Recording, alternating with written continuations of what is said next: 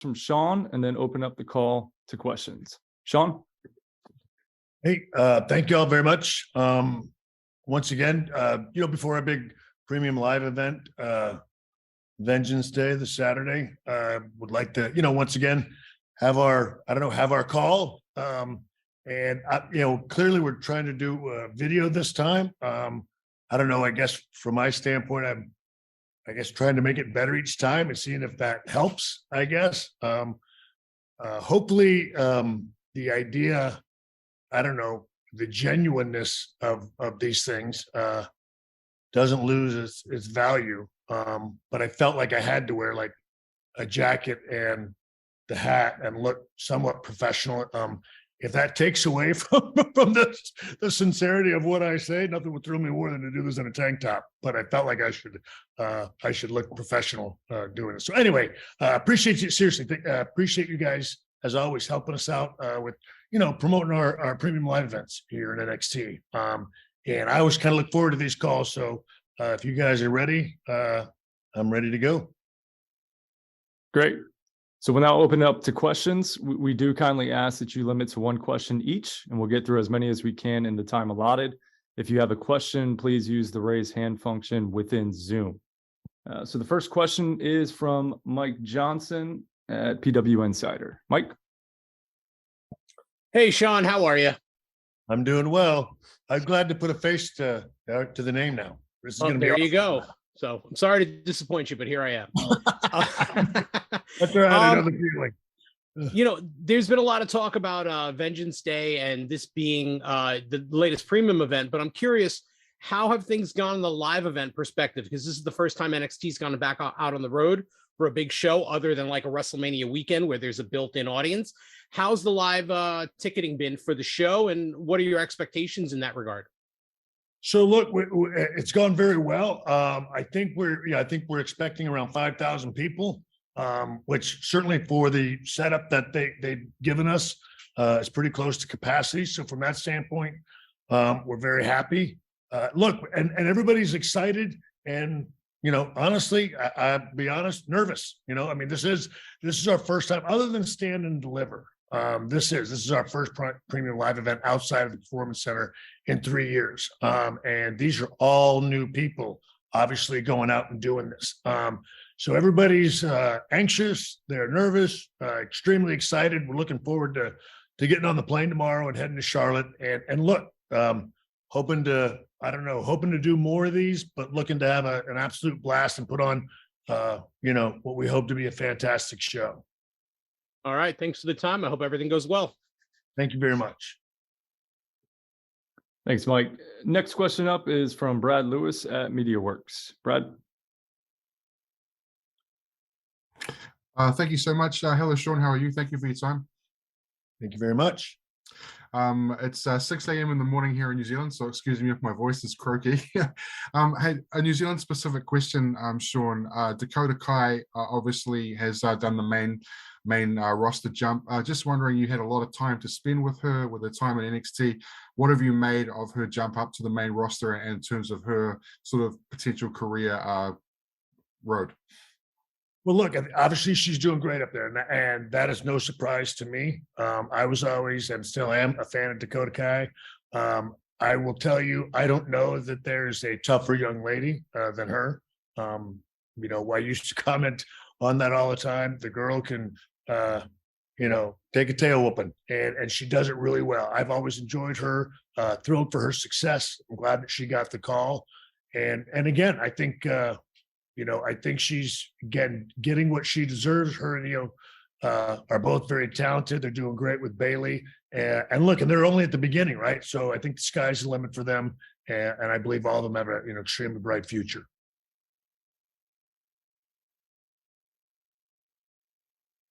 Great.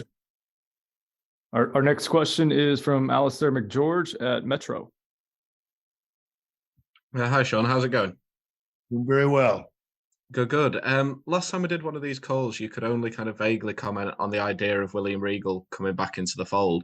So I was wondering, now he's kind of officially back, how is it having him back? And has he been doing much at the PC over the last few weeks in between being on the road? Yeah, so it's great to have him back. And again, I got to see him at Raw. And he hasn't been down here a bunch. Obviously because he's been busy, but at the same time, thrilled. Again, for us, it's having him home where he belongs. Obviously he's always welcome here at the PC. Everybody loves having him here. But quite honestly, look, it's one of those things that,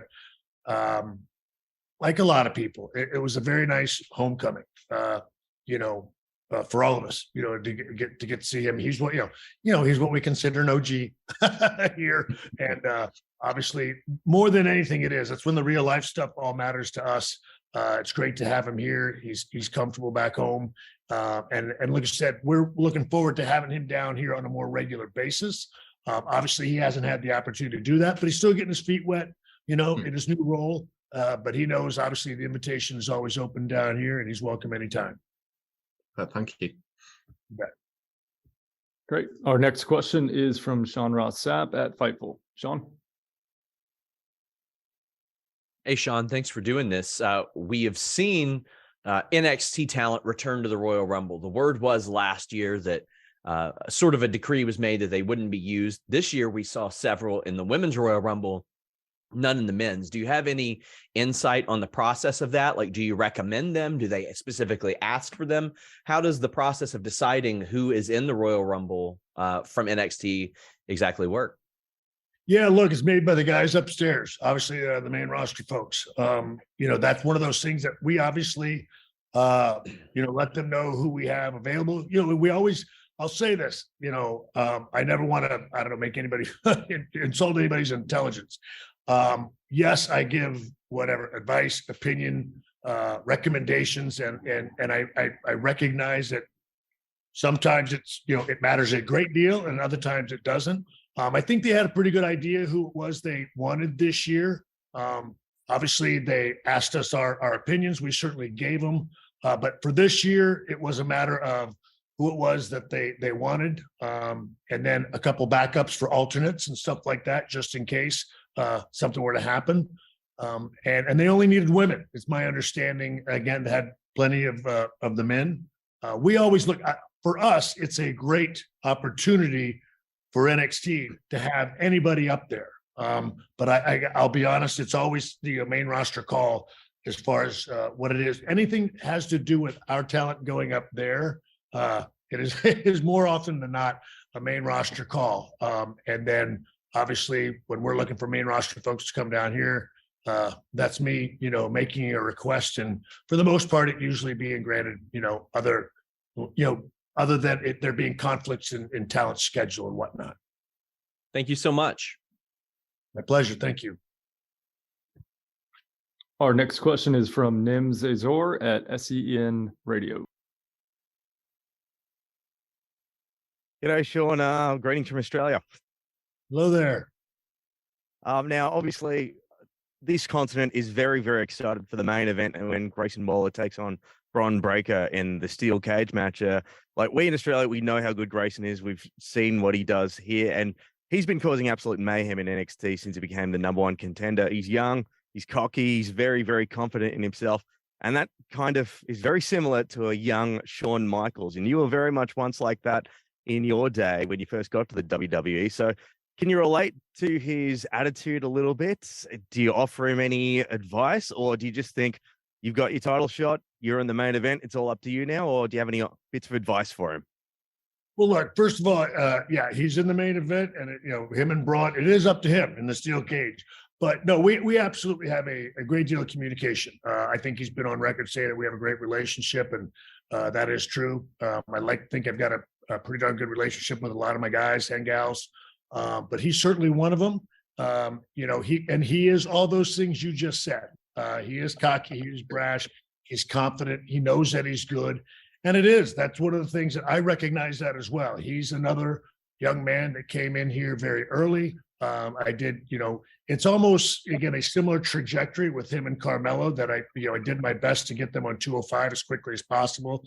And then when, the big change came, I was able to, obviously get them on NXT, and look, they were both guys that looked at me and said, look, we're ready, give us the ball. And they kind of compete with one another. And again, as well as, Braun and Tony D and the Creeds, we've had a lot of people, but, Grayson is one of those guys that I really, really like because he's one of the hardest workers you find, but there's not a lot of difference between the guy you see on TV and the guy he is in real life. And again, I happen to like that about him. And I suppose that's probably no secret given my past. Appreciate your time, Shawn. Thank you. That's it. Our next question is from Graham Ramina at Bleacher Report. Graham? Hey, Shawn, how's it going? The last couple of weeks, we've seen a lot of the NXT UK talent on NXT TV, which has been great to see. With that being said, can you comment at all on the status of Ilja Dragunov, Meiko Satomura, if they fall in that same category of people that word was that it was a visa issue that we hadn't seen these stars before on the show permanently? Can you comment on their statuses specifically and just the involvement of the NXT UK talent on NXT TV as of late? Yeah, well, look, again, much like several months ago, we want them here, love having them here. A lot of it is availability. A lot of it is, as you said, visa issues. A lot of it also, again, is that it's for some of them, that is a big career move and a big life difference. And so those are all things that we want people to consider, obviously, before they make that move. Look, nothing would thrill me more than to have Ilja and Meiko here on a regular basis. They're phenomenal talent. We're thrilled about Gallus being back and Tyler being back. But look, as far as who's to come in the future, again, a lot of that is up to the talent themselves. And then also, as I mentioned, there are visa issues, but we're also waiting on, a long-term commitment. Some people, we understand that's not an easy decision to make. Awesome. Thanks, Shawn. Appreciate it. My pleasure. Thank you. Our next question is from Kenny McIntosh at Inside the Ropes. Kenny? Hey, Shawn. How's it going? Going very well. I just wanted to ask you about the New Day. Obviously, they won the NXT Tag Team titles at Deadline, and they're still in NXT and on SmackDown. Is that something you want to see more of? See more people come down and sort of be regulars in NXT? And how does that process kind of work of getting them to do both? Well, again, that goes back to, again, certainly a request from our standpoint, and again, seeing if it works for everybody, one, their schedules, and also, just storyline wise, that's something that main roster and we have to get in sync or even see if it works. Look, we always enjoy having main roster talent down here. Obviously, it helps us in a lot of different ways. Clearly, I always try to, it's very tough sometimes. You'd love to have them here, I guess, all the time, and maybe that might help from a rating standpoint and things of that nature. But I always try to keep it at sort of our, core level here is that we are developmental, and so it's got to work obviously for the main roster. But I also like to get people that are ready and willing to be ready to teach and to help, and to help talent develop. And that sometimes is more than just a one-shot deal. That's what's been so great about New Day is having him down here for an extended amount of time, not only from a ring time, but also, again, just for talent being able to talk with them. There's so much wisdom and knowledge that Xavier and Kofi can give our talent outside of the ring, let alone in the ring. And so, like I said, there's none of them are all the same. You know what I mean? They're obviously for different talent. We make different requests, but obviously we want to have as much of that as we can. I think you're going to obviously always see it, going forward. Again, because it's helpful, I think, to everybody. And so, I don't think it's anything. I wouldn't be surprised, obviously, if it continues to go on, because, like I said, we are all now very invested in the future, and obviously making sure we have sort of synchronicity and synergy between all the brands. Thanks, Shawn. Appreciate it. Thank you, sir. Great. Our next question comes from Adam Silverstein of CBS Sports. Adam? Hey, Shawn, thanks for taking the time. One of the questions we get asked most frequently is when Alba Fire is either going to get elevated into a top spot or even move out of NXT. And while obviously the latter is not exactly in your hands, given her immense level of talent and experience, how do you view her within the roster? So look, I've always, I worked with her in the UK, and Right. she's the longest reigning UK champion I think there is. So obviously, I'm a fan. But look, also again, I'll say this: at different times, we've been throwing some different curveballs here, and I have to try to do my best to get wood on as many of them as I can. And in her situation, obviously from coming over here from the UK, changed midway through. So we tried to adjust to that. And anytime you make those adjustments, whether it's a name change or a character change, there's obviously a rough period that you go through before it smooths out. And I just feel like, again, to answer your question, I think the future is very bright for her. As you know, call ups and things like that, are not my call. And I will say this, look, and I understand, that sometimes it gets, fans can get impatient, or, a certain person's been there, they've been there so long, they got to get called up. Time doesn't make someone always better. You know what I mean? Doesn't make them, a better worker sometimes. And that is not a prerequisite to being moved up. There has to be somebody that sees a spot, an opportunity, you know what I mean? A storyline.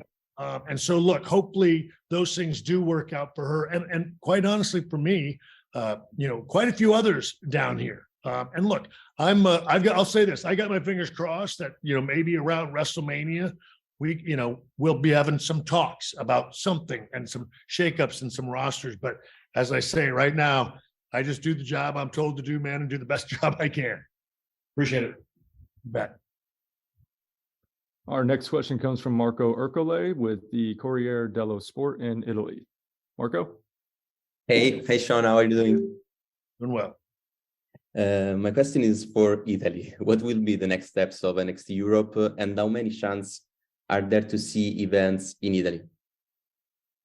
Well, look, the next steps for NXT Europe is, again, we are moving forward. And that's one of the things, again, we're starting to get, I guess, what we call the infrastructure in place. So to me, I think that's always a positive thing.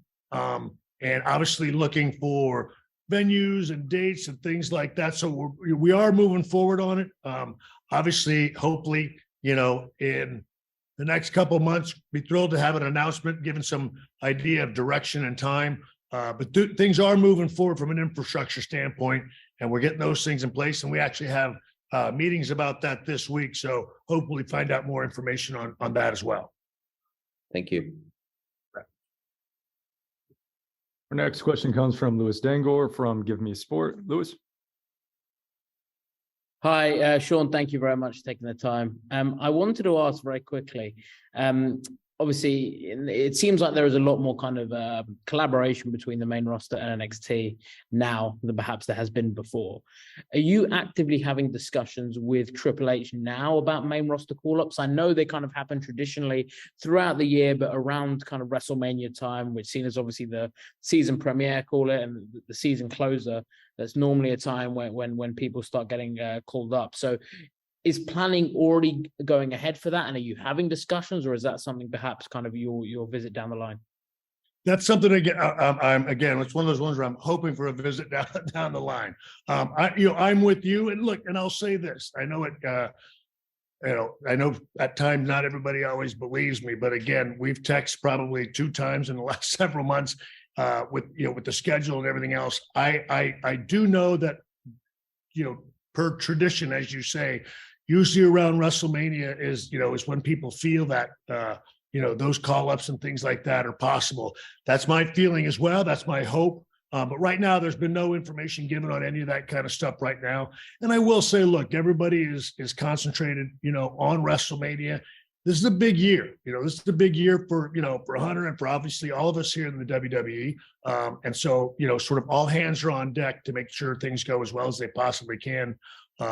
And look, we want to obviously still dot every I and cross every T that we can. But I just know this, I'm his buddy, and I know the pressure that he's under. So I'm just doing my best to kind of stay out of his hair, man this ship down here to the best of my ability. And I don't want to be applying any ointments. So right now, whenever it is they're ready, to talk, we're obviously here, always ready to go. Our next question comes from Bill Pritchard from WrestleZone. Bill? Doing well. Yeah, no, I don't. I mean, I can't, I have no way how they determine how long people go in. Look, I'll say this again. I suppose if I were to, I don't know, to be a pain in everybody's backside and ask, I could find out that stuff. But no, look, I mean, the Rumble is sort of done, obviously, in advance. I think they always kind of have their idea of how they want it to go. Again, pure speculation on my part that, they feel like, hey, let's highlight a couple, NXT talent. Which ones do we want them to be? You know what I mean? We can give them each a moment, so to speak. But no, I cannot honestly speak, to having any information on how that is decided and how they decide to go about it. Okay. Our next question comes from Maddie Paddock at the Daily Star. Maddie. Hi, Shawn. Thanks very much for the time. You've always spoken very much at length and been very open about how the brashness and the cockiness of a young Shawn Michaels caused you a fair share of problems in your career. But I'm willing to bet as well, it's equally done you a fair share of favours back in the day in terms of you having that edge about you. So I just kind of wondered, in terms of cultivating the next generation of talent, how difficult is it to balance those qualities within younger guys now? Because you need them, I guess, to be respectful of everyone and to go about things the right way, but also to have that edge about them as well, to stand up for the things they want and the things they believe in. Yeah, absolutely. Well, again, I got asked a similar question on Busted Open earlier, and look, because I did quite a bit, and I pushed the envelope, farther than it should have been pushed. But I do. I have guys, Mello, Grayson, they're all guys, again, that that I encourage to push that envelope. I tell talent what Vince told me, which is go out there and I'll pull you back.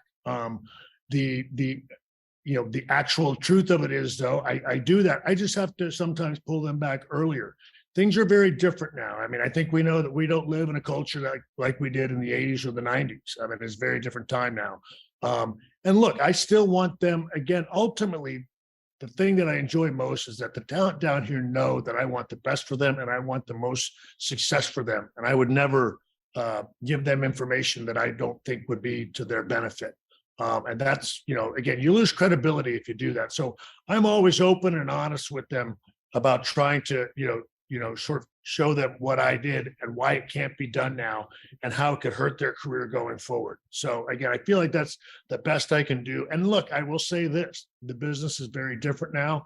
And also, look, there are plenty of guys that, I guess it's always kind of ironic to me, and I don't really know how to take it, because there's plenty of guys that made a lot more money and drew more money than me that were nowhere nearly the character and the brashness. And again, I guess the uninhibited, character that I was. So I try to have them focus on that, focus on, I guess, the dollar sign. But so many people focus on the ability to do what I did, which not a lot of people either could do, would do, or should have done. I don't never know where the correct answer is in that. But the reality is, you can have more success, certainly money-wise, on the other side. Why not go for that one? You know what I mean? I guess I'll always have, this little area over here where nobody was more shameless on television than Shawn Michaels, I guess. But I mean, I want them to aspire to do more than that. I hope that answers the question. Yeah, brilliant. Thanks, Shawn. Yeah. Our next question comes from Christian Bruns at Power Wrestling. Christian? Hey, Shawn. Good evening from Germany. Hello there. So Mandy Rose's title reign came to an abrupt ending with her departure in December. How do you reflect on the way she suddenly had to leave the company and then adjusting plans with Roxanne now going into Vengeance Day and doing the triple threat match? Yeah, well, look, obviously not the ideal situation. I will say, I guess if I'm allowed to say it for the record, no, I didn't fire. I can't fire. I can't fire anybody. Only thing correct about any of that was I handle creative. But no, look, it was unfortunate. Obviously, I think Mandy was fantastic for us. I absolutely, enjoyed working with her. She was a phenomenal champion. We would have loved things to have gone differently and been able to build, our story with Roxanne, but I was put in a position to where I had to make a call creatively, and so we did that. And that's one of the things that that I've learned doing this job is nothing comes before the brand, and we have to put those things forward, and that's what we did. Roxanne was certainly where we were going, regardless. We just went a few weeks earlier than we expected to, and but the great thing is now we're right back on course. And I will say honestly, I think the world of Mandy Rose. She was nothing but phenomenal with us. We'll miss her, but we are thrilled about Roxanne Perez being the NXT Women's Champion, taking us into the future. Our next question comes from Josh Nason at Wrestling Observer. Josh. Hey, Shawn. A lot of NXT talent has got called up to main event spots, WWE main event in the last year or so. Really cool to see. And I was curious, are you the process and how that's communicated? Is that you that tells them that they're going to get their main roster debut? And what's your involvement in that process? I imagine that it must be a pretty special moment for whoever gets to deliver that message that they're getting their call up and their opportunity in the WWE. Yeah. So, well, look, gosh, I don't want to say, I don't, 6 months ago, Drake Maverick, obviously, is sort of the gentleman that handles main event up there on the main roster. And at a particular point, I think, he and Hunter had talked and they wanted to start using NXT people, whoever we felt was ready and up for it, on main event. And so that's sort of something that's kind of become a regular thing over the last several months. I would love to, I give the honor of giving good news to our head writer. He's the one that gets to tell everybody. I try to, if everything sucks, it comes to me. If everything goes well, it's all of us. That's just sort of the gig. So our head writer gets to deliver the news. They're obviously thrilled about it when they go. I think it's a great experience for them. Just to be in that environment, much like our ladies at the Rumble, every now and then, I think to let them see sort of, the other side and what that looks like. I think that keeps them hungry. I think it keeps them striving to want to get there and keeps them encouraged for the future.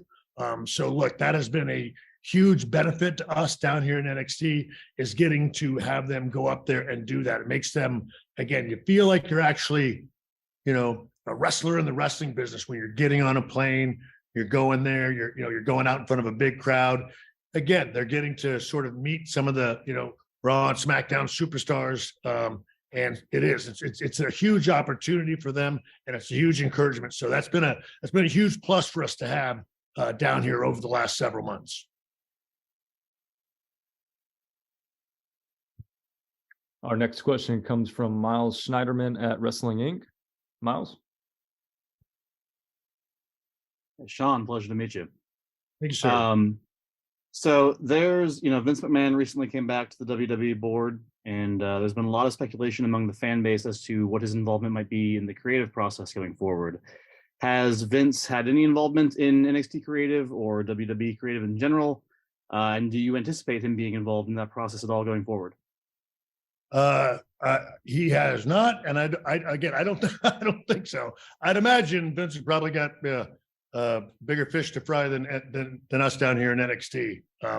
But no, again, I'll say this: one of the things I enjoy about my job down here is the plausible deniability that I'm allowed to have. That's why I don't ask a lot of questions, because I don't know like I said, I don't want to know the answer to some of them. But again, that's what I love down here in NXT in Florida. But no, and I'll say, look, even back when, again, we were here, he was very good with us down here. You know what I mean? They wanted us, they helped us in a certain way. They guided us in how they wanted it to go. But after that, it was hands off. So, and Hunter, the same thing. Again, they're very good with us down here in NXT. They understand this is in a different environment down here. So we're very fortunate to sort of, kind of be independent, no matter who's, running the ship up there in Stamford. They allow us a great deal of freedom down here, which we appreciate. Thanks, Shawn. You bet. Our next question comes from Francesco Palmerini from Tom's Hardware in Italy. Francesco? Hi, Shawn. Nice to meet you. The question is about actually the match card of Vengeance Day. The event will be full of big matches with a lot of show stealer potential. Is there a match you are actually expecting the most amongst them? Yeah, well, look, I think there are a couple, but I guess for me, I'm looking forward to the 2 out of 3 falls with Carmelo and Apollo. I think that one's going to be fantastic. Again, just because I think they're 2 phenomenal athletes. I love watching those 2 perform, to be perfectly honest. But again, I think it's a stacked card. I think Wes and Dijak is going to be really interesting. Clearly, our ladies defending the tag team titles. I think that's going to be a good match. And of course, the cage match. It's going to be great top to bottom. But look, if you're asking me if I'm going to pick one that's going to, I've got to probably be jumping out of my seat for quite a bit. I'm going to say it's going to be Carmelo and Apollo.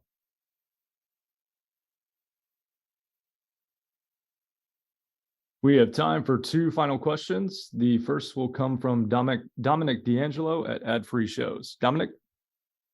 Hey, Shawn, thanks for doing this today again, man. Nice to see you again. Hey, so, okay, we obviously mentioned another wrestler from Australia, Grayson Waller, being on the card. Another one that's had kind of an interesting trajectory since being a part of the NXT Breakout Tournament is Duke Hudson, who's now with Chase University and stuff like that. He's got like a good presence, good look, good charisma style. I'm kind of curious to get your thoughts on his development that you've worked with him since then. And where do you see him going for potential moving on forward? Well, so look, it's funny. Duke is quietly one of my favorite guys because, again, I think he was here almost before I got here. Look, he's a big, impressive, handsome son of a gun. And I think there have been times it's been tough for him to get some real traction down here. And I don't know, like I've just always liked him. I've always appreciated him. And I think it was just finding the right fit for him. And also, look, I think I'll say this. I think there were maybe some trust issues there, with him going forward. I think there were times that he was worried creatively he wouldn't be able to have something that he could really sink his teeth into. And I think over time, I hope that I've earned his, trust and his belief and all of that, because again, I think the world of him. I think he's just one of those dudes that he always makes me smile and makes me laugh. So we're thrilled to have him down here. And I think he's been doing just a great job in the Chase U story. And again, I know we have some incredibly exciting things for him in the future because I'm smiling because Duke is the guy that just always makes me smile because there's a very good, handsome guy there. And then there's this dude over here that you always know you got to keep an eye on him. You can't trust him as far as you can throw him, which makes him so cool to me. So we're very excited about, Duke and what he's been doing with Chase U. Cool. Thank you, Shawn. Have a good show this weekend. Thank you very much. You're welcome. And our final question comes from Steve Fall at 10 Count. Steve? Hello, I'm here with my tag team partner, my baby, because she won't stay. Shawn, it's good to see you. That's why I've been looking at the side there. I've been looking at you and your baby this whole time. That's tremendous. I was waiting to give me and the baby a chance. We got it. Come on, look how cute this thing is. Though in the past NXT events, we've had huge events in the front row. We always see a new wrestler joining the brand. Can you give us a hint? Because you always see rumors online of who's coming, who's going. Are we going to see someone front row, NXT Vengeance Day, sitting there, standing up, waving to the audience? Well, look, I can't. If they're going to be surprises, I can't very well give them away here. I mean, that makes it less of a surprise, doesn't it? I mean, my goodness. Look, I'm going to tell you this much. We're going to have some exciting things for Vengeance Day. That's obviously. But look, I will say this. We've got a lot of exciting things, I think, coming down the pike here in NXT. It's a really good time for us. Look, it's WrestleMania season for everybody here in the WWE. For us, yeah, it's stand and deliver, but it's still, it's still the road to WrestleMania. So this is an extremely exciting time in WWE and obviously NXT right along with it. This is our first time, like I said, getting out of here in 3 years. We're looking to obviously make this a great show, but then we are very excited about taking Vengeance Day and steamrolling into, stand and deliver in WrestleMania. you know what I mean, in April. So this is a very exciting time. I think everybody's going to enjoy, again, dare I sound like the Schiller here, everybody's going to enjoy every WWE product from top to bottom here in the next coming months. Outstanding. Thank you so much for looking at my baby and answering my question. Yeah, my pleasure. She's adorable. Thank you. Thank you all for joining today. We'll end with final comments from Shawn. Shawn? Well, look, again, I guess I hope, I hope this was all right. I'm sorry that I'm here and sweating and stuff like that. I don't like the suit and the hat, but I do, I don't know. I like the video aspect. I like putting faces to a lot of you guys, and I apologize that, again, that I don't know everybody by name and face. Appreciate the help, honestly, all these times with our premium live events and helping NXT get out there. Look, said, I hope one day you guys will be able to do this in in the same area. You know what I mean? Maybe if everybody comes out to WrestleMania, we can do it at Stand and Deliver and get to know everybody personally. But again, just want to ask you guys to do what you can to help promote our show on Saturday at Vengeance Day. We think it's going to be a hell of a show. We're very excited for the men and women of our brand here. And I hope that you know that, look, again, I get the wrestling business and the cynicism and everything else. And I try to be as honest with you as I can. I do purposely, a lot of times, don't ask because I don't want to lie to you. It's better for me not to know the answers than to lie to you guys, to be perfectly honest. I prefer that. It doesn't bother me not knowing everything. In fact, I like it quite a bit. So for now, I enjoy this relationship. I appreciate you guys helping us out with this. I'm looking forward to doing it after the show and some honest feedback, man. I got to be honest, even if it's bad, I'd like to hear it on our show. I hope to God it goes well. I want it to go well for these young men and women. And I want it to go well, obviously, for the brand and the company too. So anyway, thank you all very much for helping us out with this. I appreciate it.